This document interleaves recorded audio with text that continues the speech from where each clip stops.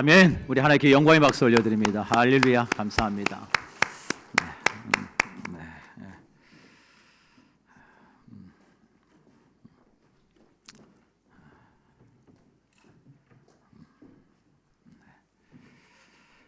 우리 한번 1분만 기도하실까요? 드릴 수 있음에 감사하고 드릴 수 없는 것이 있을지라도 내 몸을 내 마음을 하나님께 드릴 수 있음에 감사하고 오늘도 하나님 주님께서 주실 은혜와 말씀을 기대합니다. 우리의 심령을 옥토밭으로 하나님 만져주시고 만들어주셔서 오늘도 그 말씀이 내 심령에 잘 박힌 못이 되기를 원합니다. 그런 마음으로 우리 1분만 같이 한번 기도합시다. 아버지 하나님 주여 감사합니다. 한 주 한 주 하나님의 은혜로 삽니다. 주님 드릴 수 있는 것도 감사하고 또 비록 많은 것이 아닐지라도 모든 것이 하나님의 은혜인 줄 믿고 감사하며 날마다 주님과 동행하며 하나님이 나와 함께 하심을 바라보고 또 그것을 온전히 느끼며 살아갈 수 있도록 하나 우리의 삶을 인도해 주시고 하나님 주장해 주시니 하나님 감사합니다. 오늘도 우리 성도들 아버지 예배 자리에 나왔습니다. 한 사람 한 사람을 하나님 불쌍히 여겨주세요. 저들의 심령과 마음을 만져주시고 아버지와 딱딱한 마음들을 성령님 녹여주셔서 부드러운 심령이 될 수 있도록 오늘도 그 말씀이 내 안에 서서 한 구절이라도 그 말씀이 내 삶을 변화시키고 내 삶을 복되게 하시는 하나님의 말씀이 되어지기를 간절히 원합니다. 주여 심령 가운데 그 은혜를 부어주시고 부족한 종에게 하나님 성령으로 주님 덧입혀 주시기를 주여 간절히 원합니다. 사랑의 아버지 하나님 주님 감사합니다. 오늘 우리 성도들 하나님이 주시는 것이 모든 것이 하나님의 은혜인 줄 믿고 감사함으로 이 예물을 하나님께 올려드립니다. 주님 10의 1조를 기억해 주시고 감사의 예물을 기억해 주시고 선교와 건축과 구제와 기타 여러 작정된 하나님께 드리는 그 모든 예물마다 저들의 중심이 있고 믿음이 있음을 하나님이 아시는 줄 믿습니다. 저들의 삶을 참으로 복되게 하여 주시옵시고 주여 나가든지 들어가든지 늘 복이 되는 인생 되게 하여 주시옵시고 정말로 꾸임을 받지 아니하고 꾸어주는 그런 인생이 다 될 수 있도록 하나님 함께해 주시옵소서. 아버지 교회 위에 하나님 날마다 하나님의 은총이 함께해 주시니 주여 감사합니다. 놀라운 증거들을 보여주시니 하나님 감사합니다. 늘 하나님을 향한 그 열심과 그 순전한 믿음이 흔들리지 않도록 주의 몸된 교회를 주장하여 주시옵시고 주님 오시는 그날까지 끝까지 주의 말씀만을 붙들고 하나님 사랑하고 나아가는 하나님의 교회가 될 수 있도록 은혜 위에 은혜를 더하여 주시옵소서. 하나님 이 모양 저 모양으로 섬기는 이들이 참 많습니다.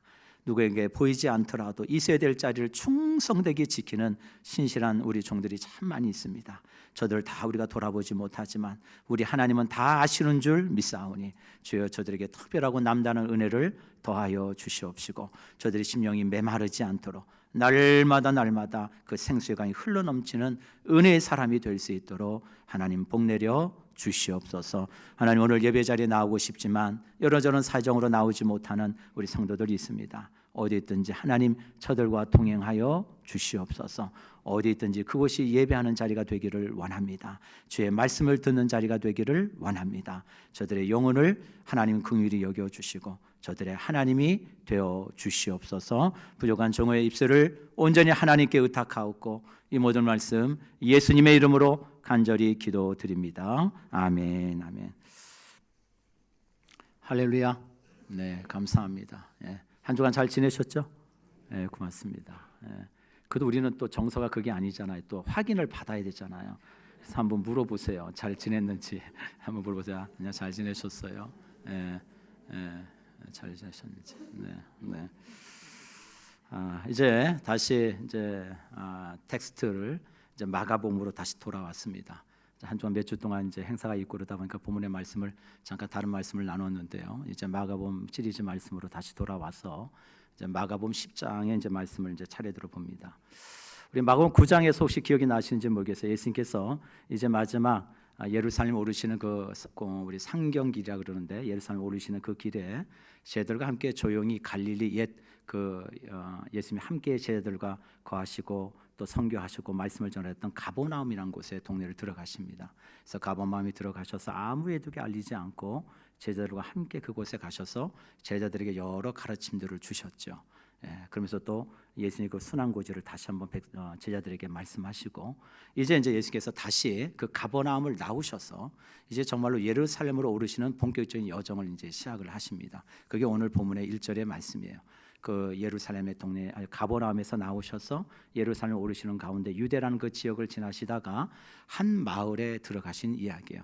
그 마을에 들어가셔서 예수님이 제자들에게 이런저런 가르침들을 주십니다. 오늘 첫 번째 메시지가 이혼에 대한 가르침이에요. 다시 말해서 이혼에 대한 가르침은 결혼이 뭐냐라는 것에 대해서 예수님이 가르쳐 주시고, 두 번째는 누가 천국에 들어갈 수 있느냐라고 하는 메시지였어요. 그래서 이런 말씀을 하시죠. 너희가 어린아이와 같지 아니하면 누구든지 천국에 들어갈 수 없느니라 라고 하는, 누가 천국에 들어갈 수 있느냐라고 하는 본질적인 메시지를 전하셔요. 그리고 이제는 소유와 재물에 대한 말씀을 하십니다. 우리 흔히 잘 아시죠? 하나님과 재물을 겸하여 섬길 수 없느니라. 이 소유와 재물에 대한 이 메시지를 전하시면서 마치 낙타가 바늘귀에 들어가는 것이 부자가 천국에 들어간 것보다 더 쉬우니라, 더 나으니라. 그만큼 부자가 하나님의 나라에 들어가기 어렵다는 말씀을 하십니다. 그때 제자들이 묻죠. 그럼 하나님, 주님, 누가 천국에 들어갈 수 있습니까? 라고 할 때 우리가 잘 아는 말씀, 사람은 할 수 없으되 우리 하나님은 하실 수 있느니라. 그게 그때 나온 말씀이에요.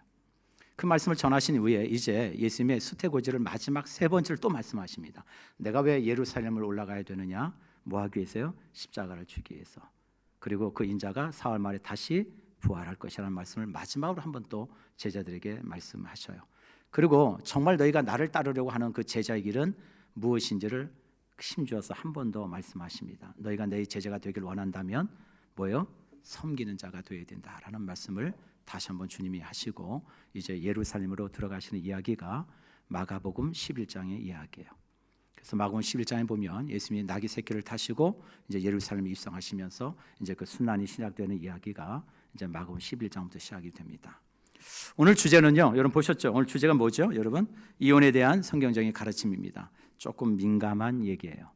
사실 이 말씀을 준비하면서도 이걸 어떻게 전해야 되나, 제가 인생을 그렇게 오래 산 사람도 아닌데 이 결혼과 이혼에 대해서 뭐라고 얘기를 해야 되나, 참 고민이 되더라고요. 여러분 혹시 여기 계신 분 중에 혹시 이혼한 분이 계신지 모르겠습니다. 아니면 혹시 또 이혼을 준비하고 계시는 분이 계신지도 모르겠어요. 그런 분이 저는 없을 거라고 믿는데 또 법적으로는 부부예요. 그런데 사실상은 남이나 다름없이 사시는 분들도 계시는지 모르겠어요. 또 어떤 분들 그러겠죠. 목사님, 저는 미혼인데요. 저는 아직 거기에 대해서 관심이 없는데요. 제가 오늘 그 예를 꼭 들어야 됩니까? 라고 하시는 분이 있을지도 모르겠어요. 그러나 언젠가는 결혼하실 거 아닙니까? 그렇다면 성경에 말씀하시는 결혼이 뭐고 이혼이 뭐라고 얘기한지에 대해서 알 필요가 있지 않겠어요? 예수님 당시에 유대 종교자들은요, 이런 아주 좀 특이했습니다. 특히 이 바리새인들은 율법의 말씀을 가지고 그들의 어떤 자가중심적인, 스스로 어떤 이 중심적인 해석을 가지고 그 율법을 가지고 자기들이 유리한 쪽으로 해석을 합니다. 그 중에 한 가지가 뭐냐면, 당시에 우리 성경은 일부 일처제잖아요, 그죠? 근데 일부 다처제를 은근히 묵인합니다. 바리새인들이 그랬어요. 여러분, 바리새인과 예수님의 관계는 점점 갈등이 깊어집니다.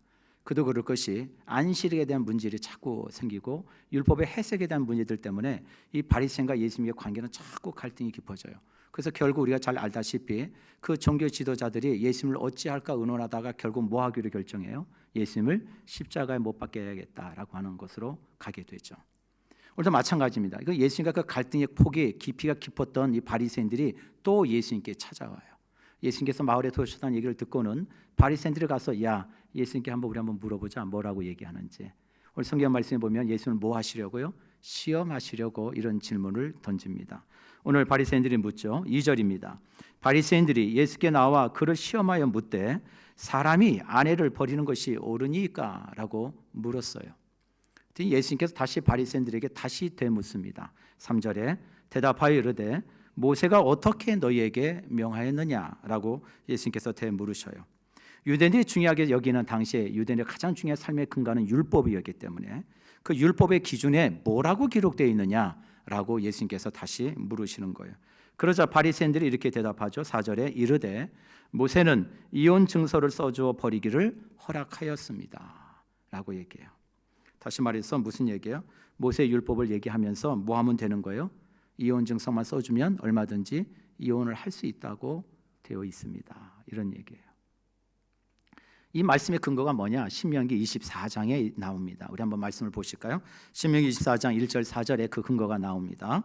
사람이 아내를 맞이하여 데려온 후에 그에게 수치되는 일이 있음을 발견하고 그를 기뻐하지 아니하면 이혼 증서를 써서 그의 손에 주고 그를 자기 집에서 내보낼 것이요 그 여자는 그의 집에서 나가서 다른 사람의 아내가 되려니와 그의 둘째 남편도 그를 미워하여 이혼 증서를 써서 그의 손에 주고 그를 자기 집에 내보냈거나 또는 그를 아내로 맞이한 둘째 남편이 죽었다 하자 그 여자는 이미 몸이 더럽혀졌은즉 그를 내보낸 전 남편이 그를 다시 아내로 맞이하지 말지니 이 일은 여호와 앞에 가증한 것이니라. 너는 내 하나님 여호와께서 내게 기업으로 주시는 땅을 범죄하게 하지 말지니라. 신명기 24장 1절에 특히 1절에서 2절의 말씀에는 분명히 말씀하고 계셔요. 이혼 증서를 써주면 된다는 얘기예요. 그런데 바리새인들은 이 말씀을 글자적으로 문자적으로 해석해서 자기들에게 유리한 남성 중심적인 해석을 가져오게 됩니다. 자기 중심적인. 그래서 이혼을 얼마든지 합리화할 수 있는 명분으로 삼아요. 이혼 증서만 써주면 얼마든지 10명이든 20명이든 100명이든 살다가 마음에 안 들면 버리면 되는 거예요. 그리고 뭐만 써주면 돼요? 이혼 증서만 써주면 되는 거예요. 여러분 당시 여성의 권리는 없었습니다. 여성은 사람으로서 가치를 인정받지 못했어요. 여성도요 한 집안의 하나의 재물에 속했어요. 재산일 뿐이에요. 남자 입장에서 보면은. 그래서 그 재산은 있다가도 없을 수 있는 거고 필요 없으면 버릴 수도 있는 거예요. 그게 남성들이 가지고 있었던 당시 유대 가부장적인 남성 중심적인 사회에서의 여성을 바라보는 시각이었어요. 그래서 결혼을 하다가 이 아인이 이 가장 큰 문제점이 뭐냐면 예를 들어서 대를 이어야 되는데 자식을 못 낳는다. 그러면 뭐예요? 이혼의 사유예요. 그럼 너 나가. 그리고 이혼 증서 써주면 돼요. 이 여자는 애를 못 낳음. 그리고 내보내면 돼요. 또요 이 여자가 음식을 맛이 없게 해요. 한두 번은 참았는데 그게 상습적으로 돼요. 너 나가. 음식을 못함. 여러분 이런 게 일반화되어 있었어요. 우리는 웃지만 당시 유대 사회에서는 이게 그냥 흔쾌히 묵인되어지는 일이었어요. 뭐만 써주면 이혼 증서만 써주면 그럼 여자는 뭐예요? 여자의 권리나 여자의 가치는 아무것도 없는 거예요. 그저 하나의 뭐예요? 소모품이에요. 여러분 그런 가운데서 철저히 하나님께서 모세를 통해서 이 이혼 증서를 써주라고 하는 것은 이혼을 허용하고 권장하라는 의미가 아니에요. 이혼을 함부로 해서는 안 된다는 의미에서 이걸 써주라는 얘기였어요. 그래서 예수님께서 왜 그랬는지를 왜 하나님께서 모세를 통하여 이혼 증서를 써주라고 했는지 내가 그 이유를 설명해 줄게. 그 이야기가 오늘 보면 5절부터 우리 이야기의 말씀이에요. 우리 5절 한번 읽어볼까요? 시작. 예수께서 그들에게 이르시되 너희 마음이 완악함으로 말미암아 이 명령을 기록하였느니라. 여러분 사람들은 참 이기적이에요. 그렇지 않습니까? 모든 일에 항상 나 중심적인 사고를 많이 가지고 있어요. 여러분 구약 성경의 말씀에 보면 이혼의 사유는 딱 한 가지입니다. 하나야 하나. 성경에 유일하게 인정하고 있는 이혼 사유는 하나예요. 음행, 불륜이에요. 배우자의 음행과 불륜 외에는 그 어떤 이혼 사유도 없어요. 여러분 그래서요 성경 우리 고린도전서 10장 우리 7장 10절로 11절 말씀에 사도 바울은 이렇게 이야기를 합니다. 이렇게 말씀을 얘기해요. 읽어볼까요? 결혼한 자들에게 내게 명하노니 명하는 자는 내가 아니요 주시라. 여자는 남편에게서 갈라서지 말고 많이 갈라섰으면 그대로 지내든지 다시 그 남편과 화합하든지 하라. 남편도 아내를 버리지 말라. 여러분 이 말씀을 요약하자면 무슨 얘기예요? 남자든 여자든 그 배우자를 버리면 돼요, 안 돼요? 안 된다는 얘기예요. 핵심은 거기에요. 이혼하지 말라는 게 성경의 말씀이에요. 한마디로 이혼을 자기의 욕망과 욕구를 채우기 위한 수단으로 사용하지 말라는 거예요. 결혼할 때는 참 그 남자가 뭘 가졌느냐, 뭘 잘하느냐 그것보다도 뭐예요? 그 사람이 나를 사랑하고 내가 저 사람을 사랑하면 되는 거예요. 그러면 전부예요. 좀 못생겨도 나의 눈에는 다 잘생겨 보이고 다 이뻐 보여요. 여러분 그렇게 느끼셨죠? 지금도 느끼고 있죠? 느껴야 되는데 그렇게 했는데 우리 최근에 결혼한 우리 신혼부가 저 2층에 앉아 있는데 뭐 둘이 손잡고 난리도 아니에요 지금. 네, 네. 예. 여러분 참 나는 당신이 세상에서 제일 이뻐. 당신이 세상에서 제일 멋있어. 나는 누가 뭐라고 해도 난 당신이 최고야. 좀 이렇게 결혼하죠. 근데 좀 살다 보면 그죠? 현실이 자꾸 눈에 들어오죠. 예. 그러다 그렇게 좋아했던 그 관계도요 잘 맞을 것 같은데 살다 보면 왜 이렇게 안 맞는 게 많은지. 그래서 우리 부부는 로또야 이렇게 얘기하잖아요. 우리 부부는 로또야. 안 맞아도 이렇게 안 맞을 수 있을까? 정말 내가 실수했나? 내가 결혼을 잘못했나? 여러분 그런 생각이 들어요. 우리 창세기 2장을 보면 하나님께서 태초에 인간을 흙으로 지으셨다고 말씀합니다. 그 흙으로 지은 사람을 뭐라고 불렀죠? 아담 사람이라는 의미인데 좀 더 구체적인 의미는 흙에서 지은 바 되었다라는 거예요. 그래서 우리는 흙에서 지은 사람이기 때문에 우리는 다 아담이에요. 아담. 여러분 그 아담을 지으시고 하나님이 모든 것을 다 지으신 이후에 유일하게 하나님 보시기에 좋지 않게 여기신 것이 딱 하나 있었습니다. 그게 성경이 얘기하죠. 아담이 홀로 독초하는 것이 하나님 보시기에 좋지 않으셨다고 그래요. 그래서 어떻게 해요? 이 짝을 만들어 줘야 되겠다. 그래서 아담을 깊이 잠들게 하셔서 갈비뼈 하나를 취하여서 또 뭐죠? 여자를 만드셨어요. 그리고 여자를 만들어서 아담에게 하나님이 데리고 가시죠.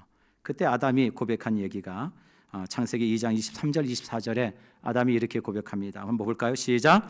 아담이 이르되 이는 내 뼈 중에 뼈요 살 중에 살이라. 이것을 남자에게 취하였은즉 여자로 부리라 하리라. 이러므로 남자가 부모를 떠나 그의 아내와 합하여 둘이 한 몸을 이룰지리라. 얼마나 좋았는지.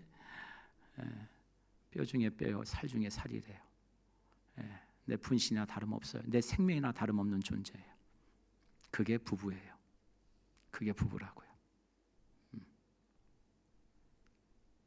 그런 생명과도 존재, 그런 정말 무엇을 줘도 아낌없을 것 같은 그런 존재가 부부인데 여러분 그 부부에게 여러분 한 큰 위기가 하나 찾아옵니다. 어느 날 뱀이 찾아와 이들 부부의 마음을 흔들어 놓습니다. 뱀이 아내 하와에게 먼저 묻습니다. 참으로 동산의 모든 나무의 열매는 먹지 말라고 했어? 라고 물어요. 참 사탄의 그 말은 얼마나 달콤한지. 막 승질내면서 얘기하고 막 짜증내서 얘기하면 안 들을 텐데 참 보면 사탄의 유혹은 달콤해요. 귀에 참 들리게 좋게 얘기해요. 뭐든지 그래요. 동산 중앙의 모든 실과는 하나님이 먹지 말라고 했니? 이렇게 물어요. 참 이 말을 잘 뜯어보면 어떻게 보면 맞는 말 같기도 하지만 또요 틀린 말이기도 해요. 그랬더니 이 하와가 뭐라고 얘기해요? 창세기 3장 2절 3절에 이렇게 합니다. 동산에 있는 모든 열매는 우리가 다 먹을 수 있지만 동산 중앙에 있는 나무 선악과의 열매는 하나님이 말씀하시기를 먹지도 말고 만지지도 말고 그다음 뭐예요? 너희가 먹으면 죽을까 하노라 하셨느니라. 저는 이 본문을 가지고 청년들에게 설교할 때 항상 그런 얘기를 했어요. 저는 이 대목에서 강조하고 싶은 게 하나 있어요. 이 창세기 3장 2절 3절의 이 말씀을 가지고 사람은 말이 많으면 실수하는구나. 말이 길어져요. 왜 말이 길어질까요? 자기 생각, 자기 판단이 앞서니까. 하나님의 말씀은 명료해요. 간단 명료해요.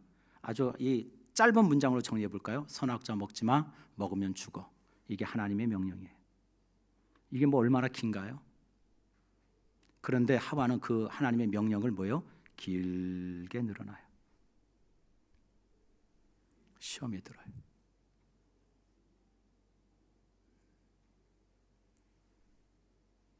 그래서 바로 그때 죽을까 하노라 고바 안 죽는다니까. 너희가 저 선악을 알게 하는 나무의 열매를 먹으면 눈이 밝아져서 누구와 같이 돼요? 하나님과 같이 될 거야. 이렇게 큰 유혹이 어디 있어요? 내가 하나님의 자리에 앉을 수 있대요. 피조물 인간이 마치 절대주의신 신의 자리에 올 수 있다는 만큼 큰 유혹이 어디 있습니까? 모든 걸 할 수 있는 자리인데 그걸 인간이 하겠다는 자리에 욕망이 앞서요. 그래서 어떻게 합니까? 선악과를 따먹어요. 여러분, 그리고 난 후에 창세기 3장 12절에 하나님 아담에게 묻습니다. 아담아, 너 어찌하여 내가 먹지 말라고 하는 그 열매를 따먹었니? 라고 물으니까 아담이 이렇게 이야기합니다. 한번 보실까요? 3장 12절. 아담이 이르되 하나님이 주셔서 나와 함께 있게 하신 여자, 그가 그 나무 열매를 내게 주므로 내가 먹었나이다. 여러분, 남 탓해요. 저는 원래 그럴 생각이 없었는데요, 하나님이 저 여자 저한테 안 주셨으면 이런 일이 없었을 거 아닙니까? 여러분, 그 얘기 아니에요? 하나님이 저 남편 저에게 안 만나게 하셨으면 제가 이렇게 안 살 거 아닙니까? 저 아내 저에게 만나게 안 하셨더라면 제 인생이 이렇게 힘들지 않았을 거 아닙니까? 똑같은 얘기죠.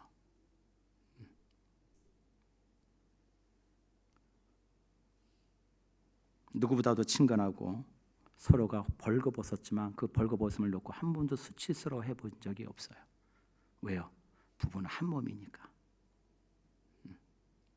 그게 가정인데 그게 깨져버렸어요. 왜요? 하나님의 말씀에 불순종하고 우리 심령에 뭐가 들어오니까? 죄가 들어오니까요. 여러분, 지금도요, 우리 주변에 보면 참 이혼의 위기에 있는 가정들이 있습니다. 가정의 소중함을 모른 채 살아가는 부부들이 의외로 많아요. 과거에는 대부분의 이혼의 이유가 경제적인 이유, 남편의 배우자의 어떤 불륜, 폭력, 이런 것이 대부분의 이유였다면 요즘 사는 시대는 아니요, 이유가 너무 많아요. 다양해요. 그런데 한 조사 설문지를 보니까 가장 큰 이유가 뭐냐면 자아실현이래요. 좀 더 쉽게 얘기하면 이런 얘기예요. 나의 만족, 나의 행복을 중요하게 여기는 시대가 됐다는 거예요.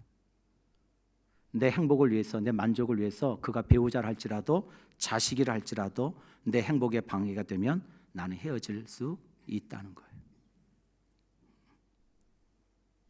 또 하나, 강요가 싫어요. 어떤 틀에 자꾸 매이게 하지 말라는 거예요.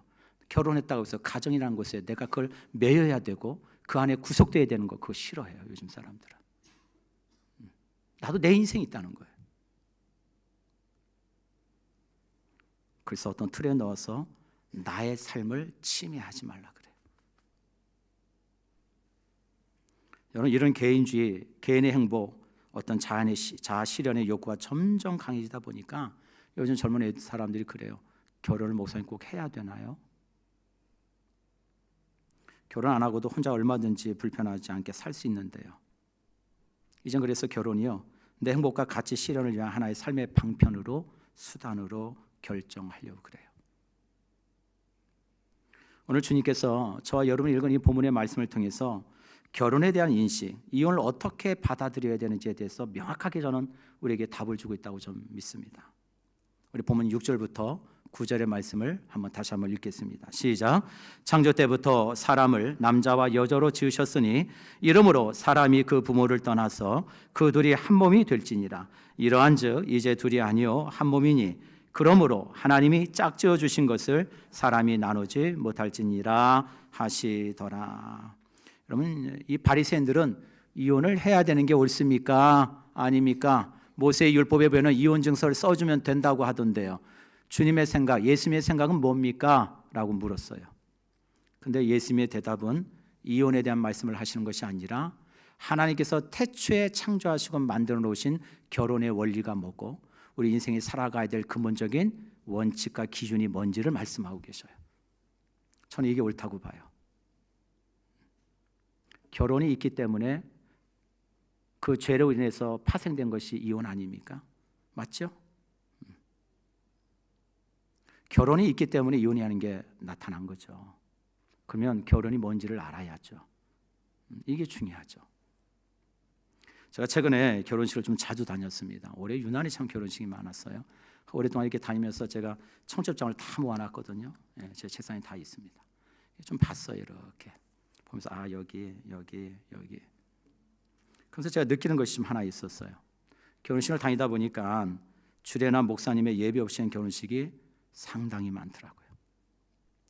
그들이 믿음의 자녀임에도 불구하고 예배하지 아니하고 그냥 자기들끼리 젊은 부부들이 주인이 돼서 식을 올리더라고요. 주례가 없어요. 설교가 없어요. 그 예배 없는 그저 결혼식 그 자체에 주안을 두는 예식들이 참 많아졌구나. 어쩌면 우리 젊은 세대들은 그럴 수도 있겠죠. 나 때는 그런 얘기 들으시는 거죠. 뭐 그때하고 지금이 언젠데 왜 자꾸 나 때 얘기를 하시나. 고리타분한 얘기, 틀에 박힌 형식과 내용의 그 주제, 설교, 그거 듣고 싶지가 않은 거예요. 좀 참신하고 나름의 개성 있는 결혼을 좀 하려고 하는 것 같아요. 심지어는 혼인 서약서들도요. 제가 총 5건의 결혼식을 갔는데 혼인 서약서도 딱 한 곳만 빼놓고는 다 본인들이 써갖고 와서 읽더라고요. 그러면서 서약을 가만히 들어봤어요. 뭐라고 얘기하나. 신랑, 신부가 서약을 한대요. 들어봤어요.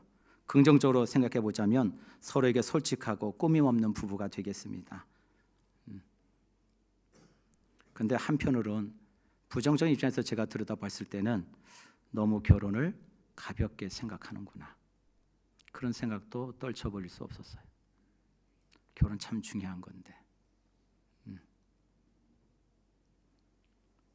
그래서 그렇게 결혼을 가볍게 생각하니까 이혼도 쉽게 생각하는 거죠. 주님 분명히 우리에게 이렇게 말씀하고 계십니다. 창세기 2장의 말씀을 근거로 첫째, 결혼은 하나님이 정하시고 만드신 것이라는 것을 분명히 알아야 한다라는 거예요. 여러분, 가정은 하나님이 만드신 겁니다. 부부가 된다는 것은요, 만나야 될 운명이다 보니까 옷깃만 스쳐도 인연이라고.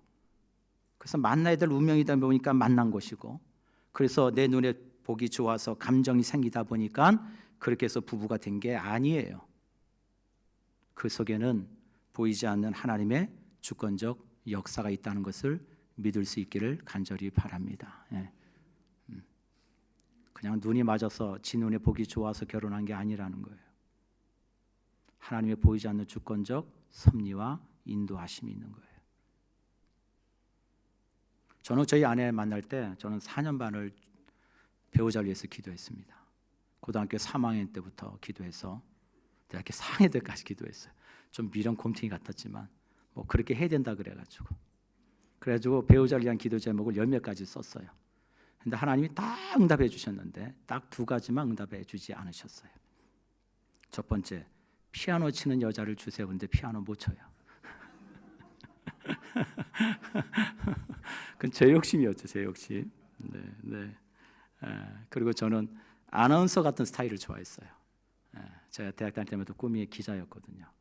그래서 아나운서 같은 스타일을 좋아했는데 어디서 진짜 이렇게 그냥 정말 순수하신 분을 하나님 주셨어요. 제가 생각할 때 되게 지적이고 이적인 그런 사람을 저는 이상형으로 생각했는데 그건 제 생각이죠. 근데 지금 전 저희 아내를 만나서 너무 좋고 행복합니다. 여러분도 동의하시죠? 동의 좀 해주셔야 되는데. 네. 둘째는 여러분, 결혼은 부모를 떠나서 한 몸이 된다는 걸 기억하셔야 돼요. 결혼은 그런 거예요. 부모를 떠나는 것과 한 몸이 된다는 것이 가정이고 부부예요. 여러분, 결혼을 했지만 여전히 정서적으로, 경제적으로 부모 안에 있는 자녀들이 얼마나 많은지 몰라요. 그것 때문에 불협화음이 생겨요. 다툼이 생겨요. 제가 우리 둘째가 그래요. 아빠, 나도 나가서 살면 안 돼. 나도 자취할래. 어디 가면 안 돼. 맨날 그런 얘기를 해요. 그래, 그럼 해. 근데 중요한 건 뭐냐면은 그 말 속에는요, 자기도 독립하고 싶다고 말은 하지만 뭐죠? 독립이 아니에요. 지 편하게 혼자 가서 잔소리 안 듣고 살고 싶은 게 전부인 거죠. 그러면서 집세는 부모님이 내야 되고 생활비도 부모님이 다 돼야 되고, 그게 무슨 독립이에요? 그건 독립이 아니죠. 전 늘 얘기해요. 너희들 독립하길 원하니 부모로부터 정서적으로부터 독립을 해. 그리고 두 번째 중요한 독립이 있어. 경제적으로 독립을 해. 그게 독립인 거야. 그건 독립이 아니야. 네 편한 대로 살고 싶은 거지. 네가 충분히 경제적으로 독립이 가능하면 그때 나가. 그 부모한테 손 벌리지 마. 여러분들 결혼하고도요, 여전히 그런 분들이 너무 많아. 문제만 생기면 뚜루룩 달려가서 엄마, 아빠. 저는 이런 것들이 한 몸을 되게 하는 데서 많은 저의 요소가 돼요. 여러분, 한 몸이 된다는 것이 헬라어로 미아사룩소라고 하는 단어인데 이게 중요한 단어예요. 한 가지만 여러분들 기억하셔도 오늘 설교는 다 들으신 거예요. 미아사룩소라는 이 단어의 뜻이 뭐냐? 한 유기체, 완전한 결합체라는 얘기예요. 무슨 얘기냐? 한 사람과 한 사람이 만나서 딱 결합을 해가지고 딱 붙어서 분리될 수 없는 존재. 이게 미아사룩소예요. 나뉘어줄 수 없는 존재가 됐다는 거예요. 그게 뭐예요? 부부예요. 근데 나뉘어줄 수 없는 존재가 됐는데 이걸 억지로 인위적으로 막 나누니까 고통이 크죠. 이해되시겠어요? 나누면 안 되는 건데 이걸 어떻게 인위적으로 나누려고 하니까 삶의 고통이 큰 거예요. 한 몸은 그런 거예요. 영적으로, 정서적으로, 육체적으로 모든 면에서 지정이가 뭐예요? 하나가 되는 게 부부예요. 세 번째로 하나님이 짝져 주신 것을 사람이 나누지 못할지니라 라고 얘기해요. 결혼 전적으로 하나님의 뜻이라는 거죠. 여러분, 하나님께서 이혼을 만드셨나요?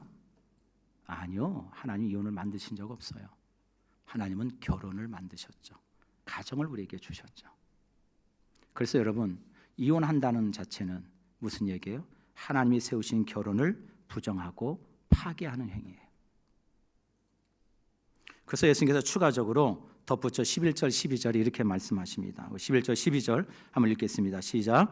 이르시되 누구든지 그 아내를 버리고 다른 데에 장가드는 자는 본처에게 간음을 행함이요 또 아내가 남편을 버리고 다른 데로 시집가면 간음을 행함이니라. 마태복음 19장 9절에도 동일하게 말씀합니다. 내가 너에게 말하노니 누구든지 음행한 이유 예외 아내를 버리고 다른 데 장가드는 자는 뭐 하는 자라고요? 간음하는 자래요. 여러분, 이혼 증서 써줬어요. 너 가, 네 갈 길 가. 나는 내 갈 길 갈 테니까. 그리고 새로운 사람 만나서 결혼했어요. 그런데 성경 그걸 뭐라고 정의하고 있어요? 간음이라고 얘기하고 있어요. 왜 그럴까요? 아까 피아 게르소라고 하는 그 단어를 기억하라고 말씀드렸죠. 왜요? 이미 그 사람은 전에 누구예요? 아내와 남편이 뭐가 되어진 사람이었어요?